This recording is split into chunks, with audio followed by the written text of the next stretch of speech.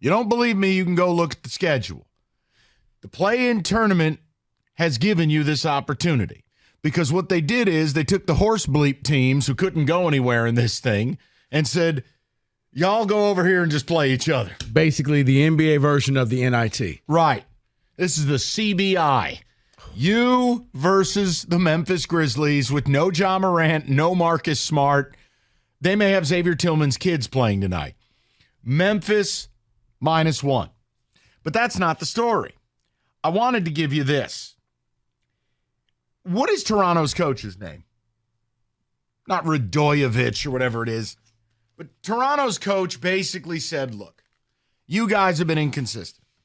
If you guys win 3 games in a row, there will be an all expenses paid on my dime team dinner. Yeah, I mean, you're talking about that's going to be a $50,000 dinner. Who are we kidding? They're going to bust the coach's ass. Mm-hmm. All kinds of bottles, all kinds of food they don't even plan on eating. They'll be ordering stuff and taking it home to the missus. And it got us to thinking, what the hell should Monty do for this team if these losers actually win a game? Now, the easy answer would be the Roberto plan. Hookers and blow. But we wanted to be a little bit more, I don't know, classy about it. If they manage to win a game, what do you do for these guys? Sitting at 2-18. Now, mind you, if they lose, you got a home and home of Philly coming up. You got a home and home of Brooklyn. You got the Celtics. You got another game with Atlanta where I assume Trae Young will be there, unlike the last time. Rico, you are without hesitation. If you do not win tonight, you're probably staring at 2-25.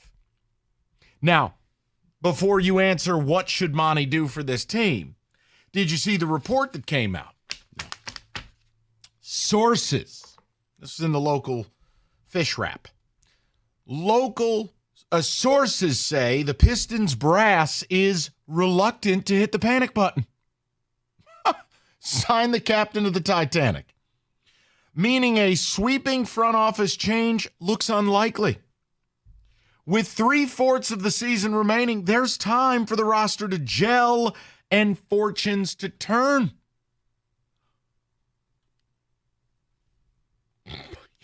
I'm just waiting to hear the rest of this. This is a joke, right? Oh, no. Bogdanovic's return, at the very least, should make Cunningham's life easier and give the team the firepower needed to be more competitive in tight games. That's from your free press. You're 2-18.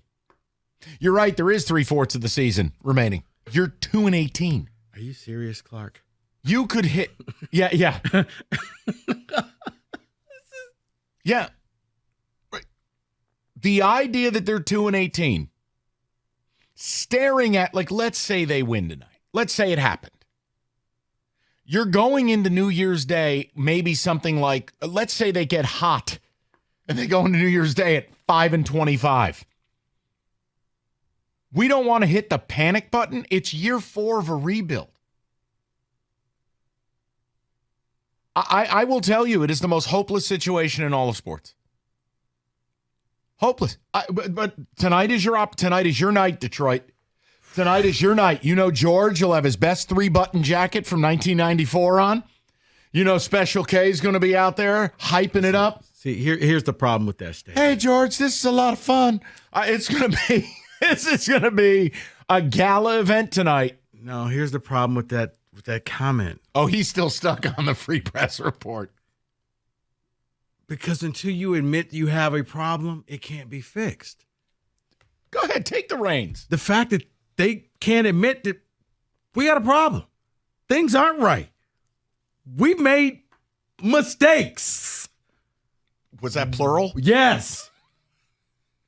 What are we doing here?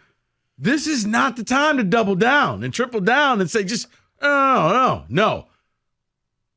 This isn't one of those you have history of all of a sudden things getting better. Like we were talking about MSU. Well, Izzo was shown, okay, I've taken bad teams and won. You haven't won anything in a long time.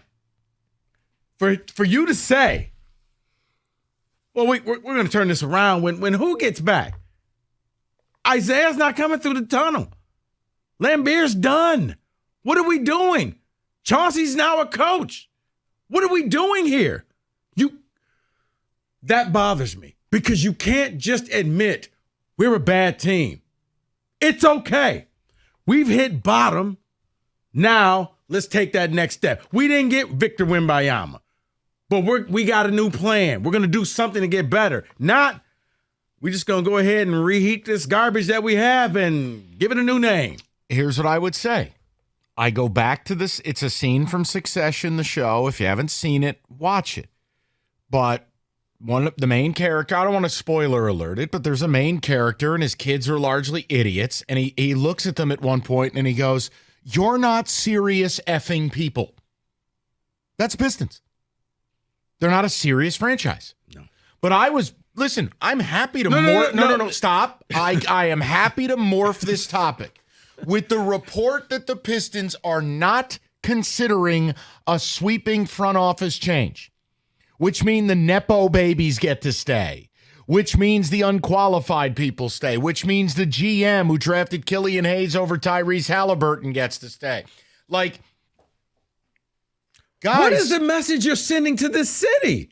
The people who I happen to have a drop that I think explains exactly that message. Ready? The people who want to support you. If the city has said nothing, man, they will ride with you through some lean years. Look at the Lions. We can all recite the last playoff victory. But the fans, okay, they would have come out every 3-4 years and say, okay, we're going to try this. We're going to try this. We're going to try this. Okay.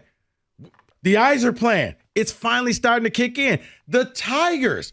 Okay, maybe you'll see something. You re-upped AJ. The Pistons, we're good. No, so hold on. I viewed tonight as must-see TV. And look, I know that sounds crazy to you. Work with me. The Red Wings played last night. Michigan State played last night. The Lions, man, they don't play till Sunday, last I checked. Tonight is an opportunity because if you don't win tonight, David, pull up the games right up until New Year's Day. Oh, I have it right now. All right, let's say you lose tonight to go to 2-19.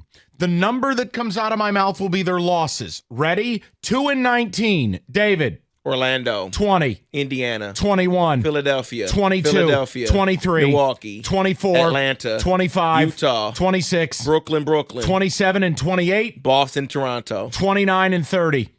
2-30. Happy New Year! Must see TV tonight. No, you know what that also says? If that happens, you're 0 for November and December. Which I know, and let me say this because there's a hardcore element of Piston fans that are nerds. I know it's impossible to go 0 for 2 months. I know Is it? Is it? The point I'm making is there a difference going in at 5-27? No. The idea that they're not considering major front office changes is suggestive that they believe in Troy Weaver's plan and vision. People, I'm asking you to do us a solid I'm so tonight. sorry because this was supposed to be a fun topic, but you said that. I know. sorry. We were talking about like team hookers and stuff. Right. I apologize. We just Rico was ready to load up a helicopter and go to the strip club or something. The point I'm making, when you read that report in the Free Press, it is telling you this organization is not serious about winning, or their idea of being serious is so disillusioned. It's so out of touch with reality that you truly are the singular worst franchise in professional sports. I want to throw the number out. Rico's got me motivated. I was going to do a fun topic, but Rico wants to do the real serious sports. No, because I'm sitting here thinking, okay, this is not real. Until you admit that this team is bad, they're not going to fix it. So you're lying to the city. You're lying to your fan base. Let me read it one more time to see Please. if it angers you more. This is great. This is from the Freep. Sources say the Pistons brass is reluctant to hit the panic button, meaning a sweeping front office change is unlikely for now. With 3/4 of the season remaining, there is time for the roster to gel and fortunes to turn. Bogdanovich's return, at the very least, should make Cade Cunningham's life easier and give them the firepower needed to be more competitive in tight games late. That's from the Free Press. So when it's Pistons brass, by the way, and that's above Troy Weaver, is that Arn Tellem or his kid Eric? Like, who did we go to? Would it be one of the Platinum Equity henchmen? Like, who said it? So maybe that's who said it for Friday. How about this? I mean, does panic button mean if you go 0 for the winter? Is that now panic button time? Hey, live from the bottom of the ocean, it's the captain of the Titanic, dead. When do you hit the panic button? Man, I'm off, and I heard you talking about Cade. I don't want your extension. Don't want it. I'll lose money. I want out of Detroit. Well, and I'll defend Cade because I think people are attacked. Look, naturally, people are going to attack the star, but this ain't Cade's fault. No. If you look at he should be averaging over 10 assists a game. Man, Cade is the big fish in a mud puddle right now. Correct. Down. Forget about the Toronto fun thing. Rico wants to do serious sports. But guys, they have a drum line. Here, let me help you, Mike. You know, excuse me for a minute. I'm going to have a conversation with David momentarily. It worked for the Lions. Maybe it'll work for them. 248-539-9797. I want to tell you that in a bizarro world, tonight is must-see TV.